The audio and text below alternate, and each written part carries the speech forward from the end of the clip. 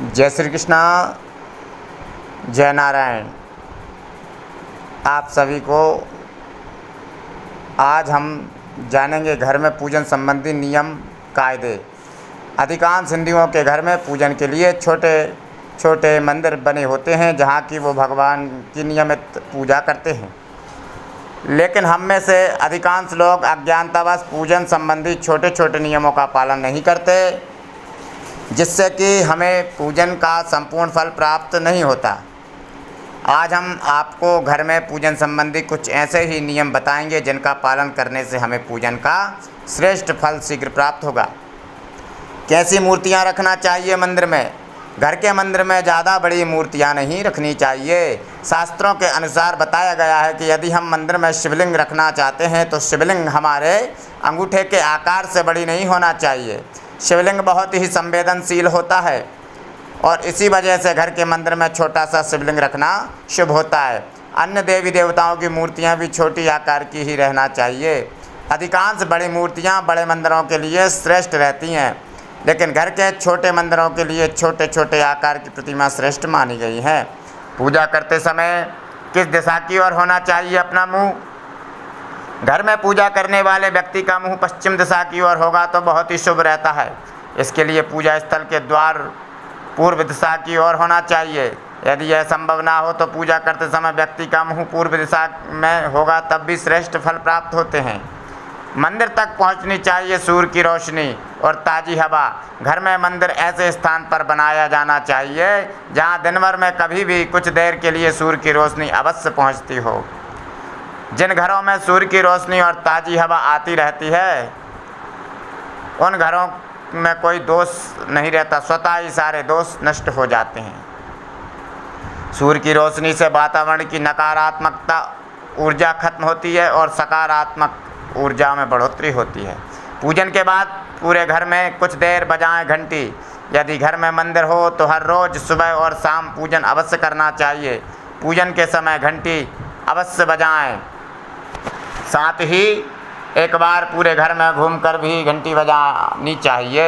ऐसे करने पर घंटी की आवाज़ से नकारात्मकता नष्ट होती है और सकारात्मकता बढ़ती है। पूजन सामग्री से जुड़ी कुछ खास बातें और बताना चाहूँगा आपको। पूजा में बासी फूल पत्ते अर्पित नहीं करना चाहिए। स्वच्छ और ताज़े जल का ही उपयोग करें। इस संबंध में यह बात ध्यान रखने योग्य है कि तुलसी पत्ते और गंगा जल कभी भी बासा नहीं होता, ना ही माना जाता, अतः इनका उपयोग कभी भी किया जा सकता है। शेष सामग्री ताज़ी ही उपयोग करनी चाहिए। यदि कोई फूल सूंघा हुआ है या खराब है तो भगवान को अर्पित ना करें। पूजन कक्ष में भी नहीं ले जाना चाहिए ऐसी वस्तुओं को। घर में जिस स्थान पर मंदिर हो वहाँ चमड़े से बनी चीज़ें, जूता चप्पल नहीं ले जाना चाहिए। मंदिर में मृतकों और पूर्वजों के चित्र भी नहीं लगाना चाहिए। पूर्वजों के चित्र लगाने के लिए दक्षिण दिशा क्षेत्र रहता है। घर में दक्षिण दिशा की दीवार पर मृतकों के चित्र लगाए जा सकते हैं, लेकिन मंदिर में नहीं रखना चाहिए। पूजन कक्ष में पूजा से संबंधित सामग्री ही रखना चाहिए, अन्य कोई वस्तु रखने से बचना चाहिए। पूजन कक्ष के आसपास शौचालय नहीं होना चाहिए। घर के मंदिर के आसपास शौचालय होना भी अशुभ रहता है, अतः ऐसे स्थान पर पूजन कक्ष बनाएं जहां आसपास शौचालय ना हो। यदि किसी छोटे कमरे में पूजा स्थल बनाया गया है तो वह कुछ स्थान खुला होना चाहिए जहां आसानी से बैठा जा सके।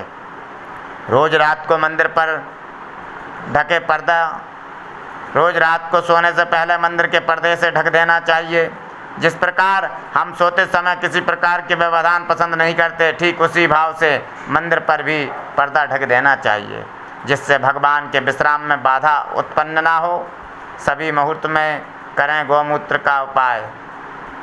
वर्ष भर में जब भी श्रेष्ठ मुहूर्त आते हैं तब पूरे घर में गौमूत्र छिड़कावन करना चाहिए। गौमूत्र के छिड़काव से पवित्रता बनी रहती है और वातावरण सकारात्मक हो जाता है। शास्त्रों के अनुसार गौमूत्र बहुत ही चमत्कार होता है और इसी उपाय घर घर पर देवी शक्तियों की विशेष कृपा होती है। खंडित मूर्तियां ना रखें घर में। शास्त्रों के अनुसार खंडित मूर्तियों की पूजा वर्जित की गई है। जो भी मूर्ति खंडित हो जाती है उसे पूजा के स्थल से हटा देना चाहिए। किसी पवित्र बहती नदी में प्रवाहित कर देना चाहिए। खंडित मूर्तियों की पूजा अशुभ मानी गई है। इस संबंध में यह बात ध्यान में रखने योग्य है